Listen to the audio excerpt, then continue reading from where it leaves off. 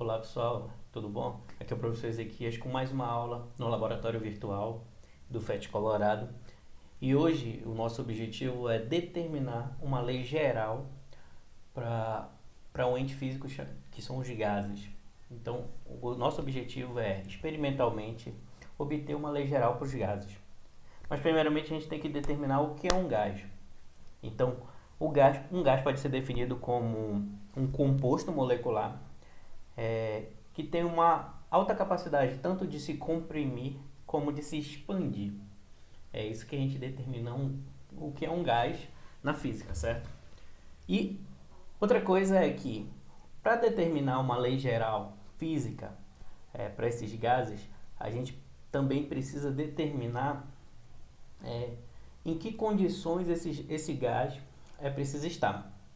Então, esse gás, ele tem que ser um gás ideal que se aproxime da realidade, então, do que a gente tem na natureza. Então a gente vai trabalhar para facilitar essas leis físicas, que são leis matemáticas também. A gente precisa ter algumas condições iniciais chamando esse gás de um gás ideal. Então a gente precisa primeiro definir o que é um gás ideal para a gente poder fazer as nossas experimentações e também achar essas leis físicas que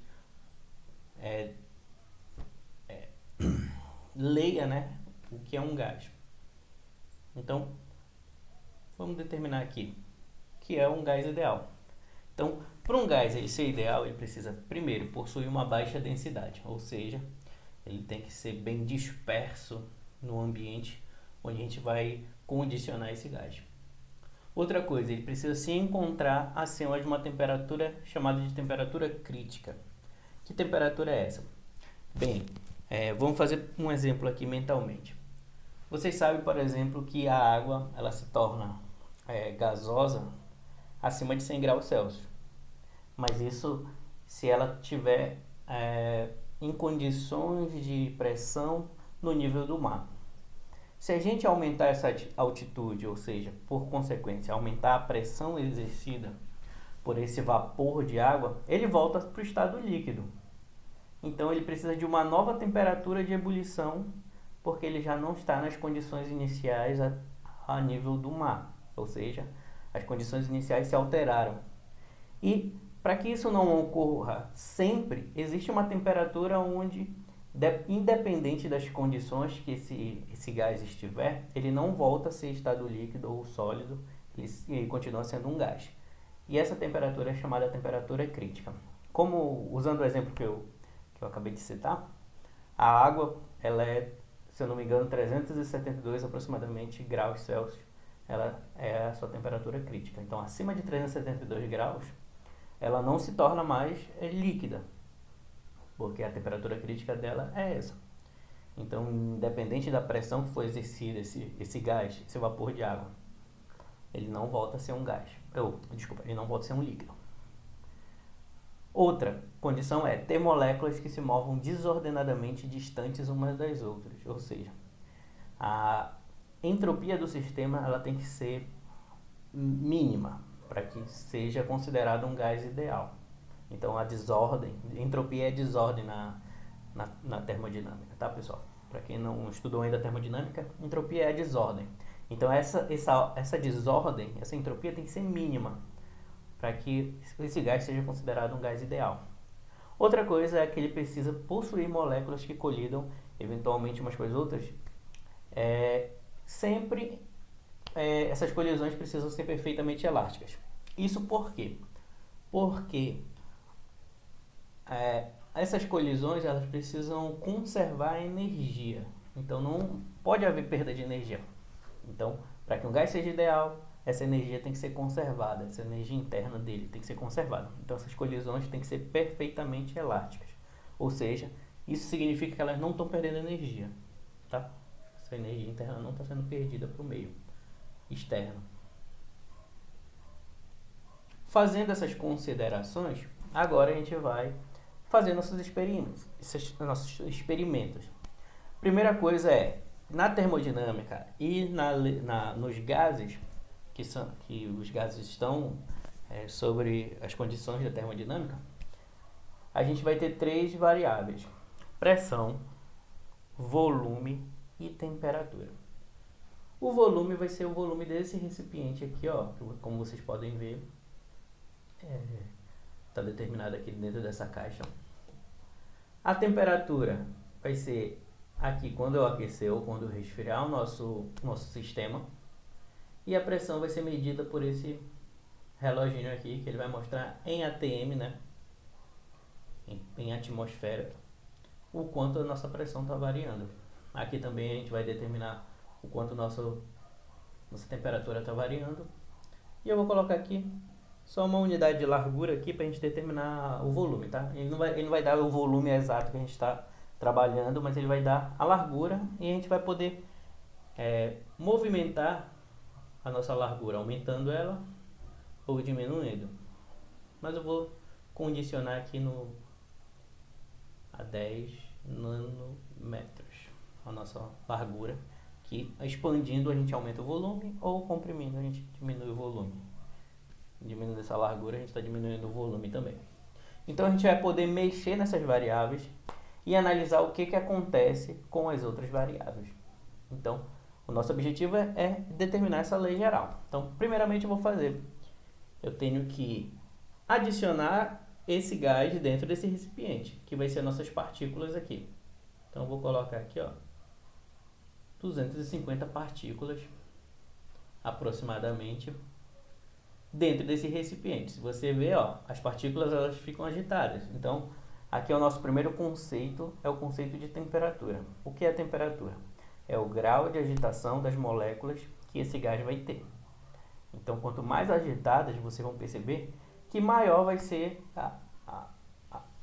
a temperatura delas. Ó. Vou aumentar aqui, ó, vou aquecer o nosso gás para a gente determinar essa variável. Aumentando a temperatura. Ó. Vocês podem observar aqui, ó, que o valor está aumentando e a agitação delas, ó, também está aumentando. Vocês observaram? Ó, o grau de agitação delas. Anteriormente estava a 300 kelvins a nossa temperatura, que é a unidade de temperatura absoluta, e agora está em 915 kelvins, e o grau de agitação delas aumentou proporcionalmente ao aquecimento aqui. Então, temperatura é o grau de agitação das moléculas, por isso que as moléculas, vocês observam que elas estão mais agitadas.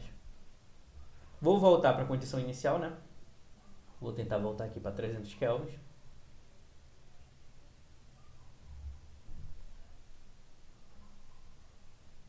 E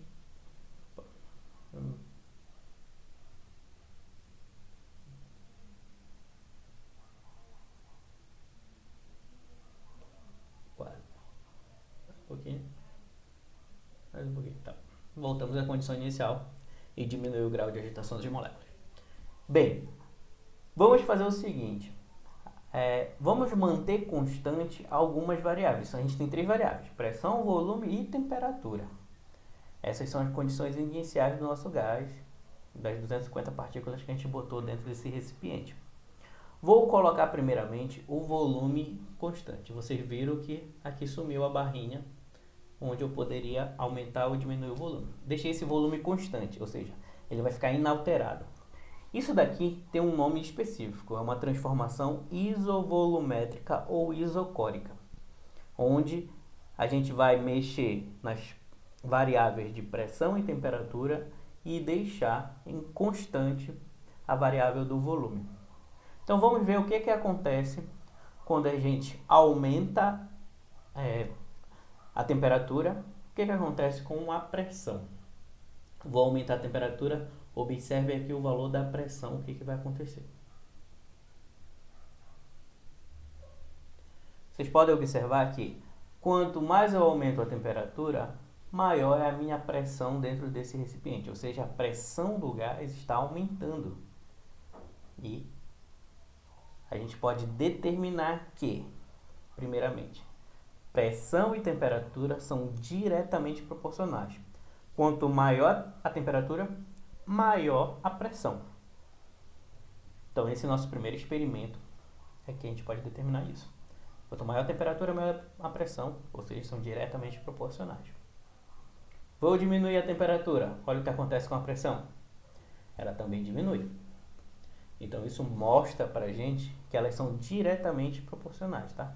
Quando uma diminui, a outra também diminui. Quando uma aumenta, a outra também aumenta.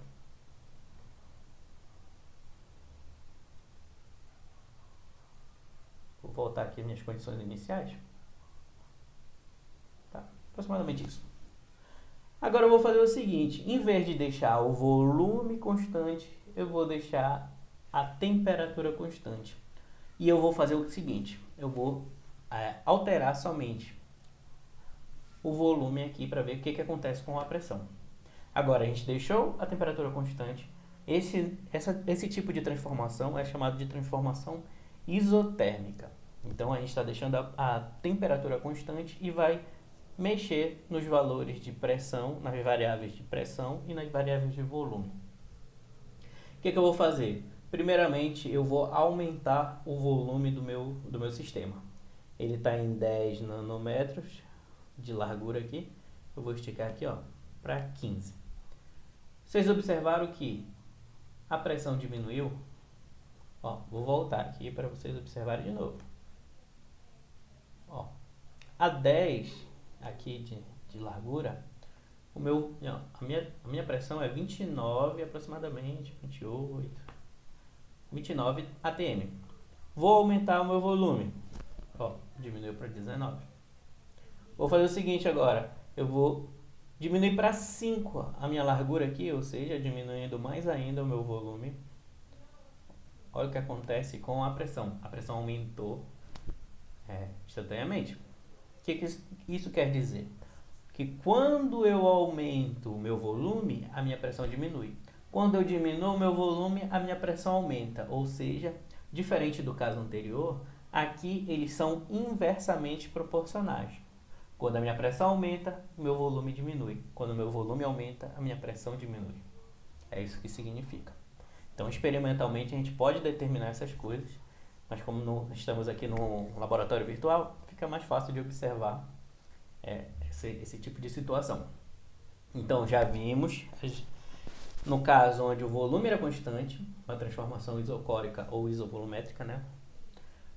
Agora vimos o caso em que a temperatura é constante, ou seja, uma transformação isotérmica. E agora vamos ver o caso onde a pressão é constante e... Vou voltar aqui às condições iniciais. E vamos alterar somente temperatura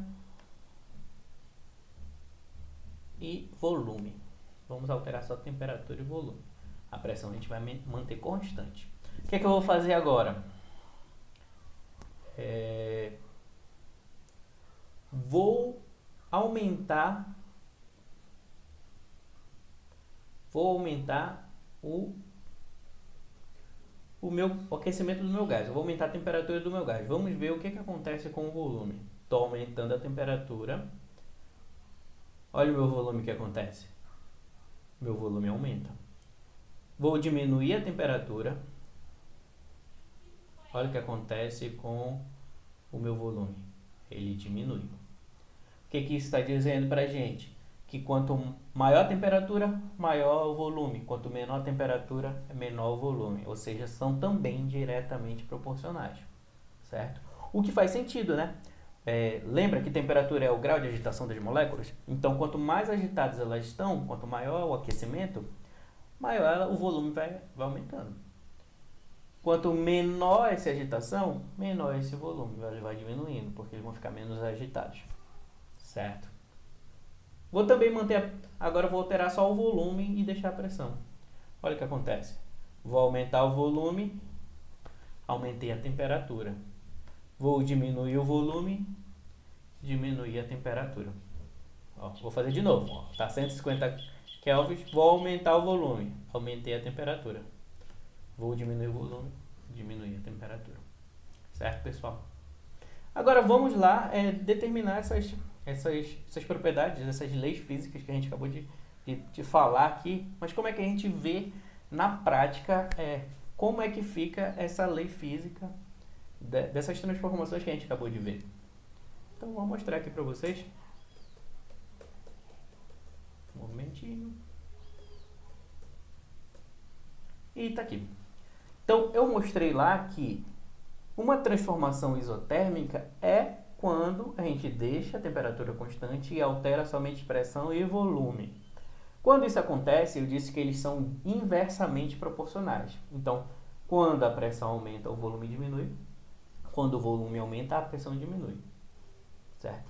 Na transformação isocórica ou isovolumétrica, foi uma transformação a volume constante, onde a gente só alterou pressão e temperatura. Aqui, pressão, quanto maior a pressão, maior a temperatura, e quanto menor a pressão, menor a temperatura, ou seja, diretamente proporcionais. E essa seria a lei, né? Cada uma dessas são leis físicas para essas determinadas situações. E a última situação foi a transformação isobárica, onde a gente deixou a pressão constante e alterou volume e temperatura. Nessa também são diretamente proporcionais, então quanto maior o volume, maior a temperatura, e sucessivamente. Se eu juntar tudo isso e não manter ninguém constante, eu vou ter uma lei geral, chamada de lei geral dos gases, onde é uma junção, onde esses físicos aqui, chamados de Boyle e Mariotte, e Charles e Gay-Lussac, determinaram com essas experimentações. Essas experimentações que a gente fez no virtual, eles fizeram na prática e determinaram essas leis que a gente acabou de ver, dessas transformações. Com a junção desses estudos que eles fizeram, eles obtiveram essa lei geral dos gases, né? Que diz que minha pressão multiplicada pelo meu volume dividido pela temperatura numa situação inicial é igual a minha pressão multiplicado pelo meu volume dividido pela temperatura numa situação final. Então, a gente pode determinar inicialmente essas três variáveis e futuramente, se a gente mudar alguma dessas variáveis, a gente pode calcular o quanto elas valem no futuro. E esse valor sempre vai ser um valor constante. Então, essa é a lei física por trás de tudo isso que a gente acabou de discutir. Então, essa é a lei chamada de Lei Geral dos Gases, tá?